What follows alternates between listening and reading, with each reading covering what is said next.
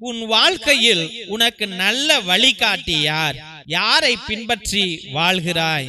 யோவான் சுவிசேஷம் 10வது அதிகாரம் 4வது வசனத்துல தம்முடைய சொந்த ஆடுகள் அனைத்தையும் வெளியே ஓட்டி வந்த பின் அவர் அவற்றிற்கு முன் செல்லுவார், ஆடுகளும் அவரை பின்தொடரும். ஏனெனில் அவரது குரல் அவருக்கு தெரியும். அறியாத ஒருவரை அவை பின்தொடரா, அவரை விட்டு அவை ஓடி போகும்.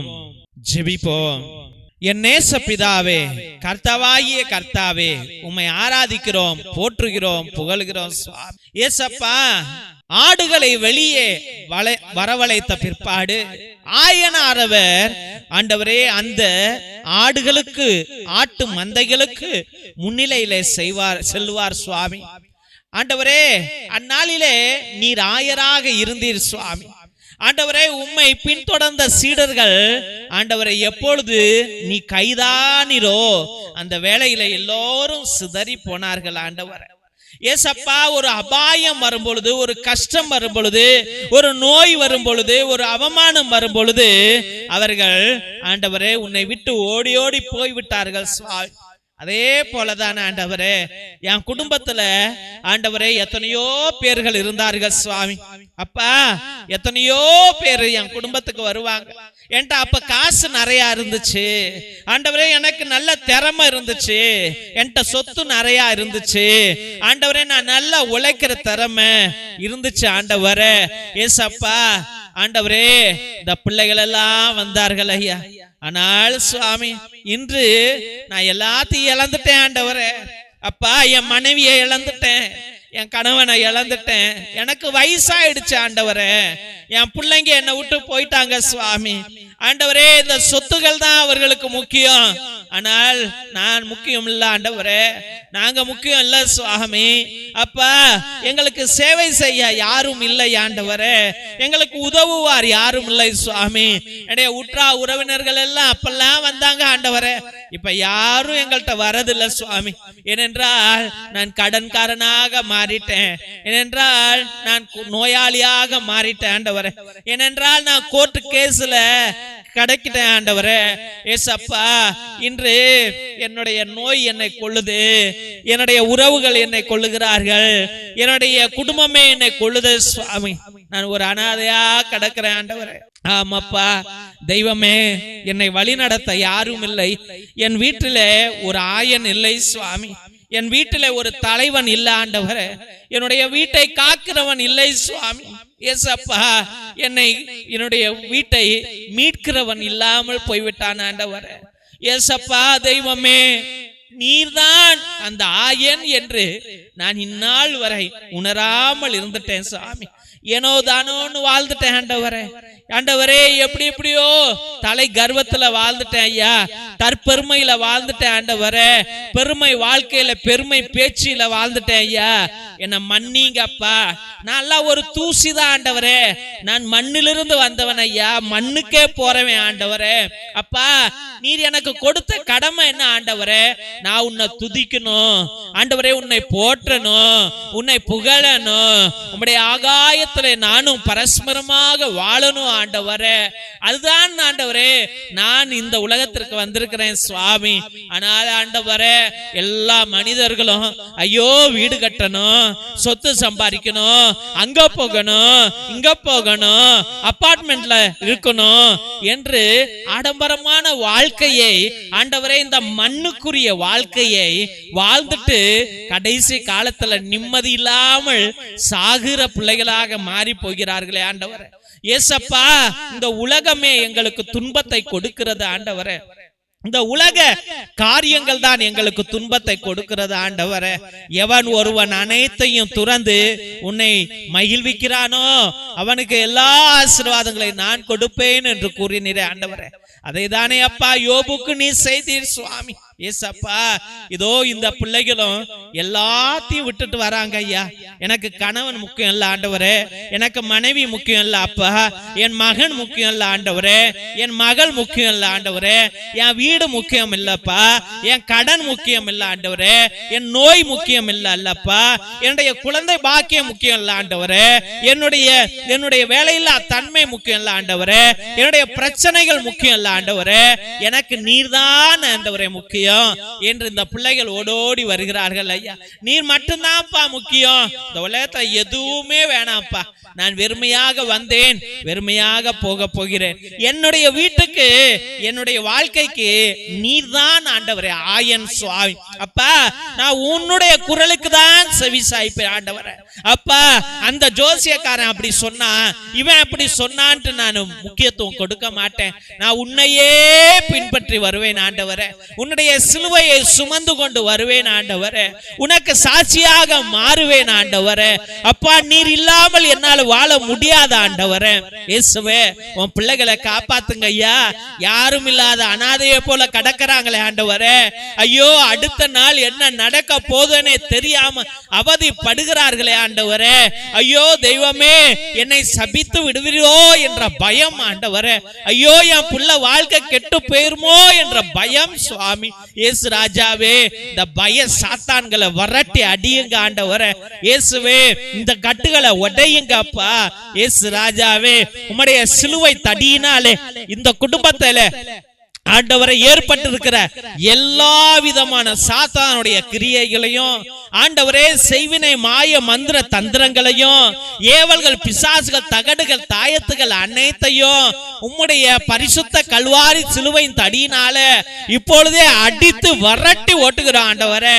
சாத்தானை விரட்டுகிற ஆண்டவரே, இயேசுவின் நாமத்துல உன்னை விரட்டுகிறேன், ஓடிப்போ சாத்தானே, ஓடிப்போ. அதே சிலுவை தடியினால், இரட்சிப்பின் தடியினால உன்னை அடித்து வரட்டுகிற, ஓடிப்போ. பய சாத்தானே ஓடிப்போ, கஷ்ட சாத்தானே ஓடிப்போ, நோயின் சாத்தானே ஓடிப்போ, திருமண தடைக்கு உருவாக்கும் சாத்தானே ஓடிப்போ, கர்ப்பப்பையை தடுக்கும் சாத்தானே ஓடிப்போ. இயேசுவின் நாமத்தினால, இயேசுவின் நாமத்தினால நஷ்டங்களை கொடுக்கிற சாத்தானே, நீ உன்னை அடித்து வரட்டுகிறேன், ஓடிப்போ. அதே கடலுக்குள்ளாய் ஓடிப்போ. இதோ பிள்ளைகள் ரட்சிக்கப்பட்ட பிள்ளைகள், இவர்கள் மீட்கப்பட்ட பிள்ளைகள், இவர்கள் ஆசீர்வதிக்கப்பட்ட பிள்ளைகள், இவர்கள் தேர்ந்தெடுக்கப்பட்ட பிள்ளைகள், இவர்கள் அபிஷேகிக்கப்பட்ட பிள்ளைகள், இவருடைய பாவங்கள் இயேசுடைய இரத்தத்தினாலே கழுவப்பட்டு இருக்கிறது. இயேசுவே, இந்த மீட்பை இந்த பிள்ளைகளுக்கு இப்பொழுதே கொடுங்க, இப்பொழுதே கொடுங்க, இப்பொழுதே கொடுங்க. எல்லா குடும்ப பிரச்சனைகளை அகற்றி போடுங்க ஆண்டவரே. ஹல்லேலூயா, ஹல்லேலூயா, ஹல்லேலூயா, ஹல்லேலூயா, ஹல்லேலூயா, ஹல்லேலூயா, ஹல்லேலூயா, ஹல்லேலூயா, ஹல்லேலூயா, ஹல்லேலூயா, ஹல்லேலூயா, ஹல்லேலூயா, ஹல்லேலூயா, ஹல்லேலூயா, ஹல்லேலூயா. எல்லா துதிகன மகிமை உமக்கே என்று அருமையான பிள்ளைகளை உம்முடைய பரிசுத்தமான கல்வாரி பாதத்துல சமர்ப்பித்து ஜெபிக்கிறோம் எங்கள் ஜீவனுள்ள நல்ல பிதாவே. ஆமென், ஆமென், ஆமென். சிலுவை ஆசீர்வாதத்தை பெற்றுக்கொள்வோம். தந்தை ஆசீர்வாதத்தின் திருசிலுவை, திருசிலுவை உனக்கு வெளிச்சமாய் இருக்கிறது, நரக சர்ப்பம் உனக்கு அதிபதியாக வேண்டாம், சாத்தானே அப்பாலே போ, அபத்தங்களை இப்பிள்ளைகளுக்கு போதிக்காதே, நீ கொடுப்பது தீது, நீயே அந்த நஞ்சை உட்கொள். நற்கருணை ஆசீர்வாதத்தை பெற்றுக்கொள்வோம். எல்லாம் அல்ல இறைவன், தந்தை, மகன், தூய ஆவியார் உங்களையும் உங்கள் குடும்பத்தாரையும் ஆசீர்வதித்து வழி நடத்தி காத்திருள்வாராக.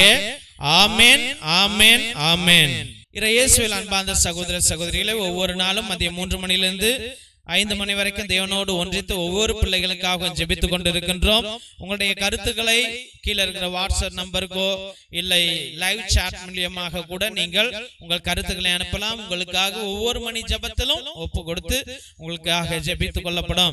உங்களுடைய திருப்பலி கருத்துக்களை நீங்க வாட்ஸ்அப் மூலியமாக அனுப்புங்கள். இதே நம்பருக்கு, கீழே இருக்கிற நம்பருக்கு உங்களுடைய கருத்துக்களை அனுப்பிவிட்டு அதே நம்பருக்கு கூகுள் பே மூலியமாக 100 ரூபாய் கட்டும்படியாக அன்போடு வேண்டுகிறோம் தெய்வ பிள்ளைகளே. ஒரு சில பேரு ரொம்ப நாள் கஷ்டமா இருப்பீங்க, ரொம்ப வேதனையில இருப்பீங்க. அவர்கள் 1 திருப்பலியோ 3 திருப்பலியோ 5 திருப்பலியோ 7 திருப்பலியோ 9 திருப்பலியோ 12 திருப்பலியோ 33 திருப்பலியோ 77 திருப்பலியோ, உங்களுடைய கருத்துக்கள், உங்களுடைய பாரம் எப்படி இருக்கிறதோ அதை பொறுத்து உங்களுடைய கருத்துக்களை அனுப்பி திருப்பலியை நிறைவேற்றும்படியாக, நேர்த்தி கடன் செய்து கொள்ளும்படியாக அன்போடு வேண்டுகிறோம். ஒரு சாமியார் 2 மணி நேரம் உட்கார்ந்து எல்லா ஜபங்களையும் அவரே சொல்லி, அதே ஒரே ஸ்பிரிட்டோட, ஒரே ஆத்மாவோட, ஒரே சக்தியோடு உங்களை இந்த பலிபீடத்தில் சமர்ப்பிக்கிறேன் என்றால், கடவுள் வானக தந்தை உங்கள் மீது எவ்வளவு கருணை கொள்வார் என்பதை நீங்களே புரிந்து கொள்ளுங்கள். மற்றும் தெய்வ பிள்ளைகளை, நீ ஒரே ஒரு உதவி கேட்கிறேன். என்னவென்றால், இதை பார்க்கிறவர்கள் தயவு செய்து சப்ஸ்கிரைப் பண்ணுங்க, அந்த பெல் பட்டனை அழுத்துங்க. உங்களுடைய கருத்துக்களையும், இந்த பிரேயர் நல்லா இருக்குதா, நல்லா இல்லையா என்று கூட நீங்கள் சொல்லலாம். அப்படியெல்லாம் நீங்க சொல்லும் போதுதான் எங்க ஃபாதர்ஸும் இதை ஆர்வப்படுத்தி உற்சாகப்படுத்தி இன்னும் நல்லா செய்யுங்க ஃபாதர் அப்படி என்று சொல்வார்கள். இல்லை என்றால் பிள்ளைகளே, இது யாரும் விருப்பப்படல ஃபாதர், நிப்பாட்டினுங்க என்று சொல்வார்கள். இவ்வளவு கரண்ட் பில்லு, இவ்வளவு computer bill, camera bill, net bill எல்லாம் வேஸ்ட் ஆகி போயிடும், எல்லாத்தையும் நிப்பாட்டிட்டு போயிடும். அதனால உங்க கையில ஒப்பு கொடுக்கிறார் ஆண்டவர். இதை உங்களுடைய வாட்ஸ்அப் ஸ்டேட்டஸ்ல வைங்க, பேஸ்புக்ல வைங்க, வாட்ஸ்அப் குரூப்ல இதை பகிரும்படியா அன்போடு வேண்டுகிறோம். மற்றும் தெய்வ பிள்ளைகளே, நாங்கள் எத்தனையோ ஏழை எளிய பிள்ளைகளுக்கு, அனாதை பிள்ளைகளுக்கு, உடல் ஊனமுற்ற பிள்ளைகளுக்கு உதவி செய்து கொண்டிருக்கிறோம். உங்க பிள்ளைங்க பயன்படுத்தின பழைய டிரெஸ்ஸுகள் ஏதாவது இருந்தால், ட்ரௌசரு, டிஷர்ட்டு, பேண்ட், ஸ்வெட்டரு, இது போல ஏதாவது நிறைய பொருட்கள் வச்சிருப்பீங்க, சுடிதார் அப்படி எல்லாம் வச்சிருப்பீங்க. அது ஒருவேளை உங்களுக்கு பயன் இல்லாமல் இருந்தால் எங்களுக்கு அனுப்பினால் நாங்கள் ரொம்ப சந்தோஷப்படுவோம். எங்க பிள்ளைகளுக்கு அது உதவும் என்பதை அன்போடு தெரிவித்துக் கொள்கிறோம். இன்னும் ஏதாவது காசு உள்ளவர்கள் இந்த ஜபத்துல நீங்கள் ஈடுபட்டு இருந்தால், தெய்வ பிள்ளைகளே, உங்க பேரால எங்க பிள்ளைகளுடைய குடிசைகள், எங்க மக்களுடைய குடிசைகள்ல கரண்ட் கிடையாது, ரோடு கிடையாது, வசதிகள் கிடையாது. ஒரே ஒரு சின்ன குண்டு பல்பு, சோலார் பல்பு உங்களால முடிஞ்சா ஒரு 2-3 வாங்கி எங்களுக்கு கொடுங்கள். உங்க பேரால ஒரு 2-3 வீட்டுல விளக்கு எரியும் என்பதை அன்போடு தெரிவித்துக் கொள்கிறோம்.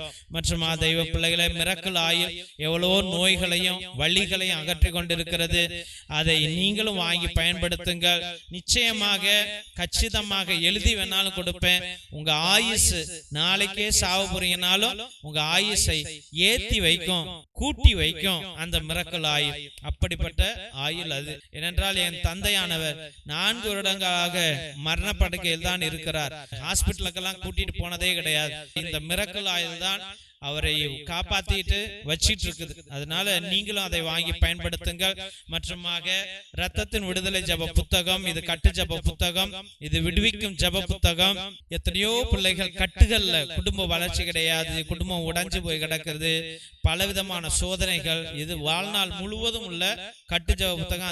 அந்த காலத்துல அந்தோனியா தகடு, செபஸ்தியா தகடு நம்முடைய மூதாதையர்கள் வைத்து எல்லா சாத்தான்களையும் விரட்டி அடித்ததை போல, குடும்பத்துல சமாதானம் வந்ததை போல, அதில் உள்ள ரகசிய ஜபங்கள் கொண்ட புஸ்தகம் இது.